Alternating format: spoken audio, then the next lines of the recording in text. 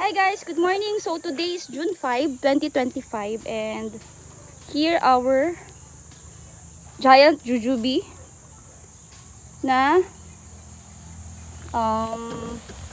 nakatanim guys sa drum size seedling bag, and ito ay pakita ko sa inyo kung gaano siya kataas.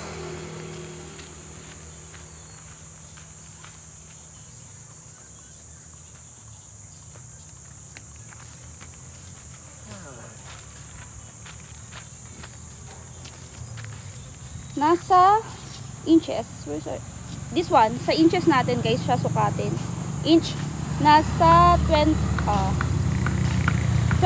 inches guys. 29 inches. Grafted giant jujube. So guys, alam nyo ba ang kagandahan kapag grafted ang inyong halaman? Napakabilis siyang bumunga. Pero syempre, need nyo munang palakihin yung kanyang puno.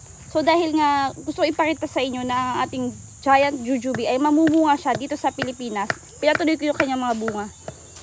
So usually, kapag sarili nyong tanim, or pang personal, pinatatanggal ko yung mga bulaklak para mag-focus yung puno niya sa pagpapalaki ng kanyang katawan or ng kanyang puno. So kapag kasi ganito, possible, pag ito guys lumaki lahat, possible mabali. Kaya ito guys, titingnan natin kung tutuloy ba silang lahat. Pero sa palagay ko guys, ayan sobrang dami ng kanyang bunga. I think kung bibilangin ko to, nasa 3, 6, more or less 50 pieces ang bunga niya. And direct full sunlight. And eto nga yung mga langaw. So dahil nga hinug yung mga Indian dito sa tabi ng aming plant nursery, napakadaming flies. And it's okay dahil help niya i-pollinate ang ating jujube. So sa ibang lugar, naglalagay pa sila ng mga raw meat para dumikit yung mga flies and ma-pollinate yung kanilang jujube. So dito, no need na natin gawin yan dahil nga may mga hinog na Indian or mangga. So kapag may mga mangga at hinog na, mabilis lumapit yung mga langaw. So yan guys, so tingnan nyo naman kung gaano kadaming bunga niya. And kung gaano lang kalaki yung kanyang puno.